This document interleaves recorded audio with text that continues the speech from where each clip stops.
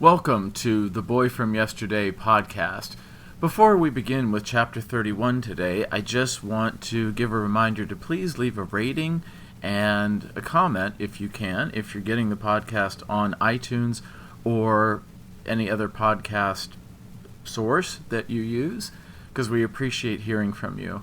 I'd also like to hear your comments, questions, and feedback about the story so far, and I'll answer your questions in a future chapter episode, or also on the Boy From Yesterday fan page on Facebook. So look for the Boy From Yesterday on Facebook, and I'll be happy to answer questions there. Or you can email me directly. My email address is kbhmsw@aol.com. That's, again, kbhmsw@aol.com. And I'd be happy to hear your comments and answer your questions there. And now, Chapter 31, The Answer in the Dust. The smell of fresh-baked apple pie was overwhelming and intoxicating when Laurel and Tom walked in the front door and down the hall into the kitchen, where they found Marguerite in an apron taking pie out of the oven. "There you are, you're just in time," she said, setting the pie on a wire cooling rack on the counter. It is said that familiar scents can evoke strong memories. This was so for Tom, for his mind whirled a moment, reaching a place deep in his memory and evoking feelings of calm, belonging, and excitement at the prospect of tasting an exquisite pie skillfully cooked. The aroma brought him back not only to his own time, but in this house.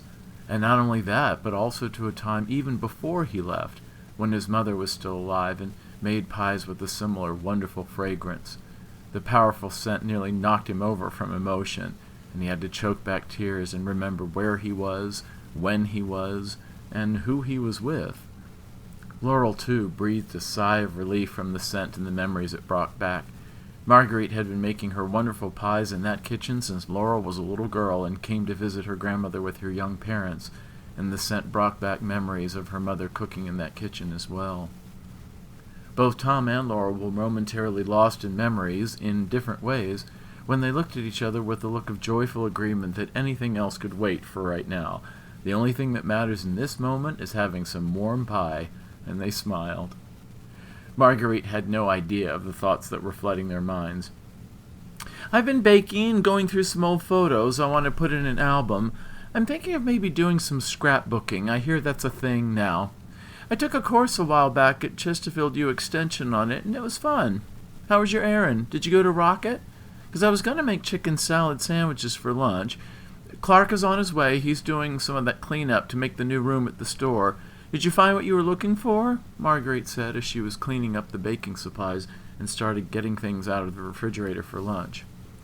"Sort of," Laurel said. "I just needed some stuff for school. I met that psychic on Main Street. She was outside watering this little tree they planted on the median strip. She seems nice. Do you know her?"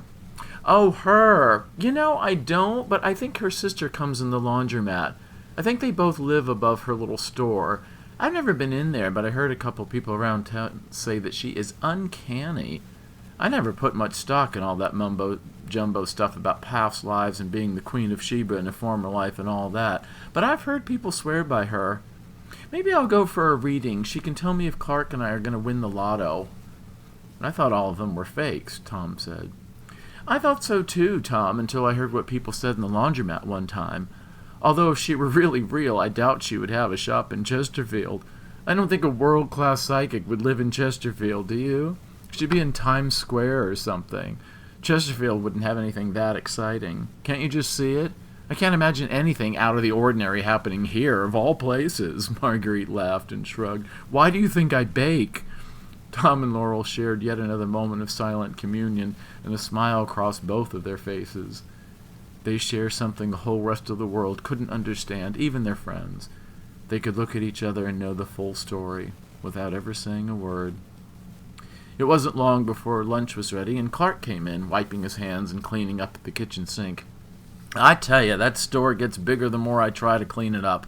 If I'm going to make room for those new appliances, I've got to clean up that back room. I could have people come in that old back door off the parking lot and the strip mall there if I spruced it up enough, and they'd be right in the new appliance department. But geez and good night, is it full of crap, Clark said. Anything interesting in there? You might find something rare and valuable. You'd be on Antique Roadshow and make yourself a fortune. You never know, Marguerite said. What's Antiques Roadshow? Tom said, hoping that this wasn't going to be another one of those questions he asked where the answer was something everybody knew but him. It's this TV show where they find old stuff, and sometimes it's far more valuable than people think. These modest people become millionaires overnight from some old junk that's been in their attic. You just never know what you've got. Sometimes the craziest things can be right under your nose and you'd never know it, Marguerite said with a shrug, smiling at Tom as Laurel tried not to laugh.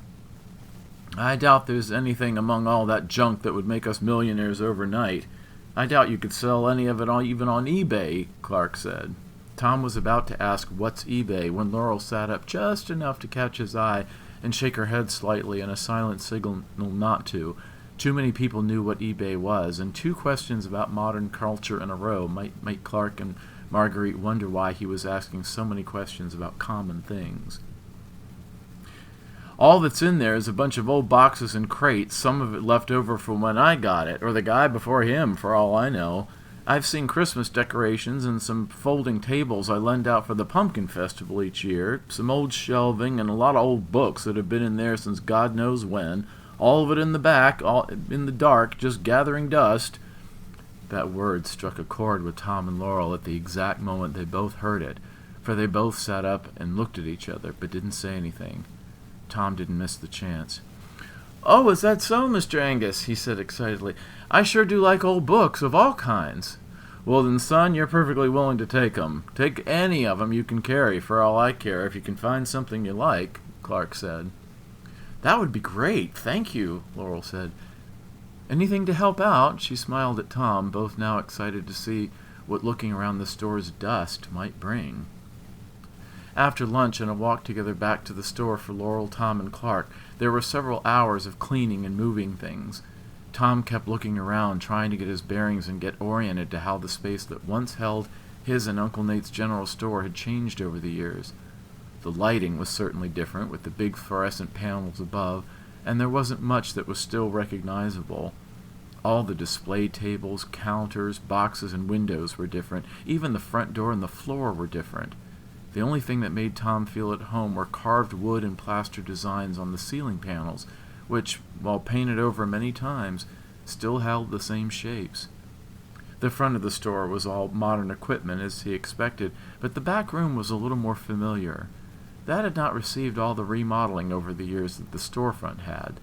The floor had been covered over in concrete many years ago, and the location of the door that had led Tom to the field in Tom's time had been changed, and now led out to the parking lot of the strip mall behind the store on a side street.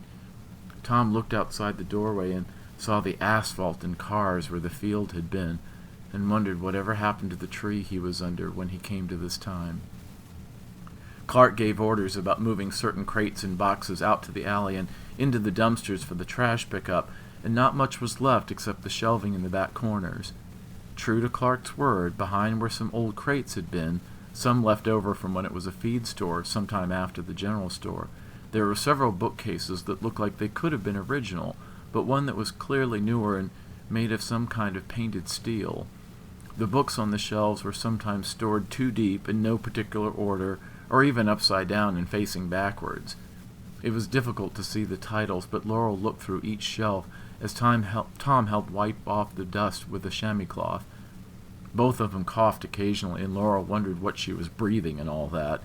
There were also a couple of old, dusty trunks that contained rolls of electrical wire and electric sockets, possibly left over from one of the remodels of the space. But they mainly focused on the bookshelves, full of books of all shapes and sizes. Laurel found the titles interesting, and some of them made her laugh. The Boy's Outdoor Guide, Proper Etiquette for the Young Wife, Ladies' Recipes of 1900, The Farmer's Almanac for 1932, The Littlest Suffragette, Guide to Parker Brothers Games, 1910, Travel in the American South, and Woodrow Wilson, a biography. All of them sounded very interesting, but there wasn't time to look inside them.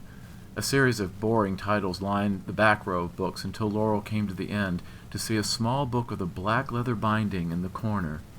Magicians, Fakers, and Entertainers of the American Victorian Era. Laurel grabbed that one by the spine and pulled it off the shelf, immediately flipping through it. The book practically fell open to a chapter toward the middle, where a page had been folded down in its corner in a dog ear. The chapter heading read, Stage Magicians of the Modern Era, William Irving Zeller, Angels Reconciled to Demons, The Art of Conjuring. Tom, Laurel said, hesitantly, trying to contain her excitement, I think you should see this. Tom and Laurel read the chapter, each one holding the book open with one hand. They scanned the pages together from the beginning, skimming past the parts that merely described Zeller's stage act, which Tom already knew but could verify.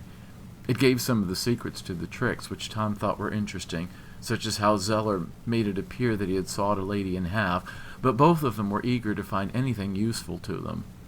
Several pages into the chapter, it described how Zeller would throw 3 separate rings into the air that appeared to fly separately, and he caught them again as they came down from high in the air. But when he caught them again and pulled his hands apart, the rings were intertwined with one another in a chain. After he said the magic words, Epi, Pepi, Kaki, Hillo, Hollo, Hello, Zizzy, Zuzzy, Zick. Tom gasped in recognition at reading the words on the page of the delicate book with the yellowed pages, and gave a bright grin to Laurel, whom he kissed instantly, passionately and hard. He pulled away and smiled. Land sakes, that's it, Tom said. Laurel smiled back and smirked. So, she said, I assume we have a winner? Tom nodded excitedly. That's it. I thought it was Zook. That Dizzy Duck ad in the newspaper, but I was mistaken. It's Zuzzy Zick. I know how it works now. The turns. Clockwise is what the instructions said to do just before I came here. Clockwise, which is when a clock goes forward. So that must mean... Laurel was right there with him and cut him off. Turning it counterclockwise makes the time go backward. We've got it! They both laughed and hugged, Tom clutching the book and holding it tight as he pressed Laurel toward him in a firm embrace. Then he laid the book on the dusty shelf and took her hands in his. Then they relaxed, took a breath, and realized they were only halfway there. Laurel finished her thought. If we get the ring back, that is. Tom felt Laurel's hands as he held them in his, looking into her eyes. But when he looked down, he didn't see them. Laurel was still fading. She saw the look in his eyes, then looked down herself and gasped again. Oh, man, she said, it's getting worse. We've got to get you home. Clark's in the next room. He might see you. Send him a thingamajig, Tom said. Text, Laurel said. Yeah, a text. Tell him we found some books we like and we want to get home to read them. Laurel nodded. Okay, we better go the back way, out the back door. Hey, do you think you put this book here yourself? After you got home? Maybe if you got back home in the past, you put it here later, knowing that we would find it, that we had to find it. Maybe that's why the page is dog-eared. Maybe, Tom said. He looked around the room. I wonder if I left anything else here. They started to look around for any clues that might have endured that long in this room, but they didn't find anything that looked promising. Even some of the older boxes and crates, some filled with glass display cases, were wrapped in newspapers that only went back to the 1960s, nowhere near as far back as they would need. Y'all doing okay in there? Clark's voice said as he started to come in the back room. Find anything that will make me a millionaire? Tom and Laurel panicked. We're fine, Clark, but I think I twisted a muscle lifting something. I think I'll head back for today. Didn't really see anything that's probably valuable to anyone. Sorry, Laurel said, acting rather well for an amateur. Tom was silent but smiled at her quick thinking. They went home, avoiding Main Street. Laurel stayed in her room and told Marguerite she was kind of tired, but that Tom would be going over some study notes for a class they had together. Tom kissed Laurel goodnight before he went out to the barn, concerned but relieved, if frustrated by the irony that at first he had the ring with no magic words, and now the magic words with no ring. Epi pepi keki, he whispered playfully as he kissed her, gently tracing her lips with his finger. Hillo hallo hello, she said back, brushing his hair out of his face.